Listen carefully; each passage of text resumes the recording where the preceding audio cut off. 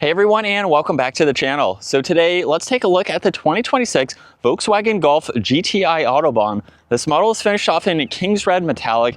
MSRP is just over $42,000. This is a very fun, sporty hot hatch that has a good bit to offer. So we'll start off with what this is powered by. Underneath the hood, you'll find the 2-liter inline 4-cylinder turbocharged engine. This is paired to the 7-speed dual clutch automatic. Pumps out 241 horsepower, 273 pound-feet of torque. It's front-wheel drive with the limited slip differential. It'll do 0 to 60 in 5.6 seconds. And as far as fuel economy goes, you're looking at 24 in the city and 32 out on the highway. Now, as we work our way up front, you'll notice the large Volkswagen logo. There's also some sensors up front for the distance pacing, along with parking sensors, and a dark housing for the headlights, high beams, and turn signals. There's also this red stripe that continues its way to the opposite side, where there's also a DRL strip underneath both sides there. There's also fog lights down below and lots of cutouts too to provide additional cooling. Really nice design for the lower section with the bodywork and some of the plastic that wraps around both sides there. And there's crisp lines that come down the hood.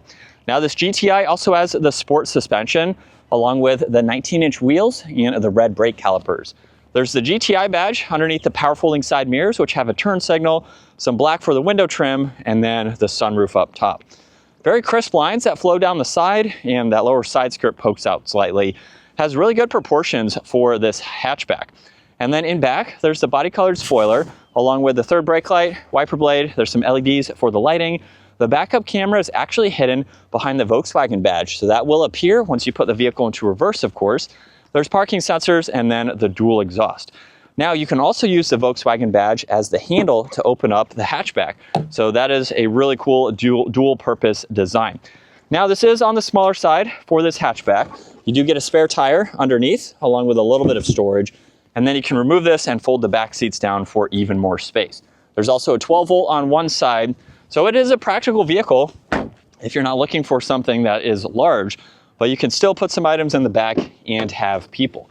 Now for the door panel, the storage pocket has some carpet for the liner, which is nice. And then there's the window control, release, and then a two-tone design for the leather seats with the titanium accents. And then you can easily fold the seats down. And at 5'10", like I said, it's a small vehicle, but you have storage pockets behind both front seats. These are heated seats. There's vents and auxiliaries, and I have about 2 inches of headroom. So honestly, it is not bad for its smaller size. You get the armrest with cup holders, and you can also fold this middle section down if needed. Now there's a little bit of a pillar there, but it's actually been pretty easy to see all around. Not too many blind spots for its exterior design.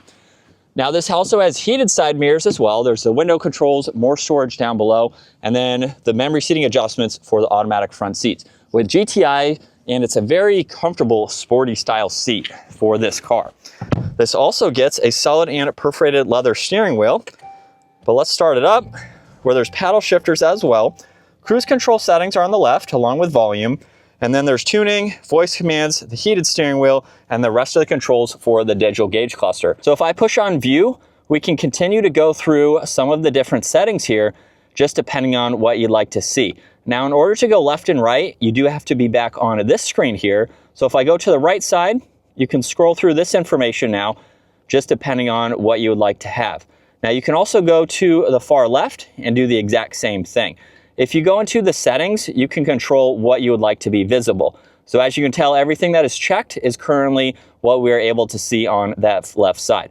So you have a lot of ways that you can configure it as needed, and you can even go through the middle too, just to see a little bit more information. Now this also has a head-up display, and then on the left there's an air vent, all the headlight and fog light adjustments along with some defrosters, Harman Kardon for the audio, and then with the infotainment system here, you have a very large screen to go through everything, including your phone, which I currently have paired. So you can get through all this information here, and then with the normal Volkswagen infotainment, you can get into all of these icons here. Even get into vehicle to go through your interior and exterior lighting. You can look at tires, mirrors, things like that. You have different statuses to monitor and some data here. You can also look at the ambient lighting, look at your sound, set up a few more settings along with your parking. There's Apple CarPlay, of course, and then you also have some favorites that you can get into as well. The upper section of the screen is going to be fixed, so you can quickly get into the engine start-stop, pull up the map and destination, get into your phone, look at music. You can even swipe down to go through some of this information. It's very intuitive. It is basically a giant tablet that is very easy to go through. You can quickly get into your phone here and go through all of those settings as well. Now in the lower section, there's climate adjustments. So you have the slider bars for temperature. You can click on sync there. Volume is right in the middle. You can easily click on this to pull up some of the information for the climates, or you can just pull it up in full screen here. And this also has heated and ventilated seats. Now underneath the screen, there are some controls for the different driving modes, so you can go through those.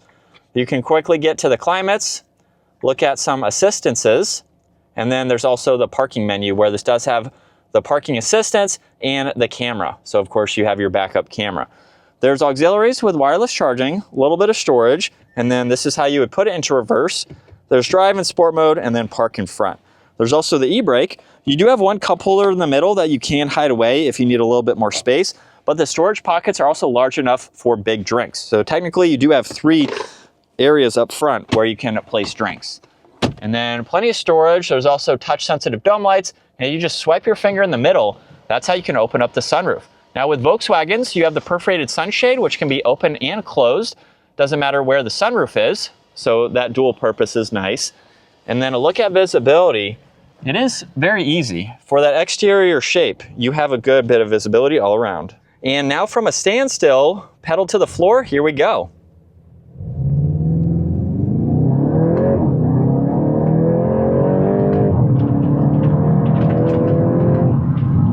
Definitely has a good bit of power to it.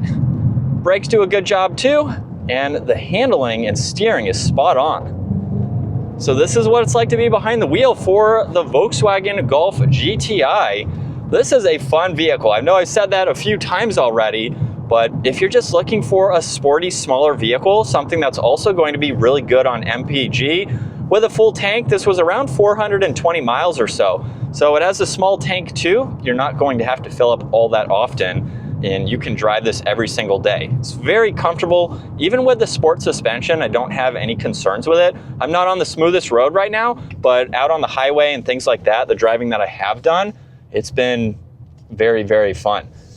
Turning radius is also very tight, so it's easy to maneuver, and it's got a good pickup to it. So definitely very nice.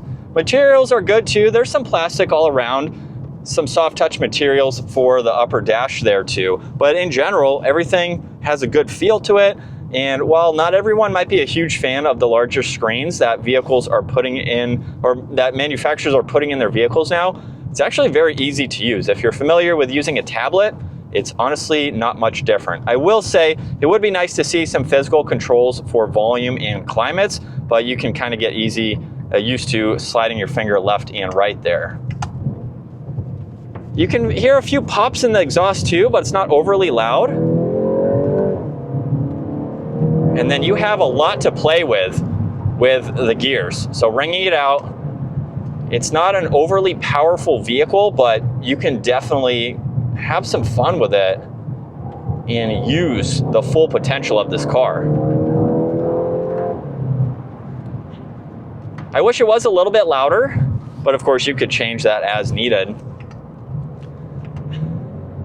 And I could see this being a fun daily driver. This would be a great vehicle, especially if you do some driving like this, but you want a little bit bigger of a vehicle to put in items in the back and everything like that. So it is really the best of both worlds, and it'll be a fun, reliable hot hatch. So that is going to wrap it up for the 2026 Volkswagen Golf GTI Autobahn. If you enjoyed today's video, give it a huge thumbs up and consider smashing that subscribe button so you can stay up to date with our daily uploads, and I'll see you all in the next video.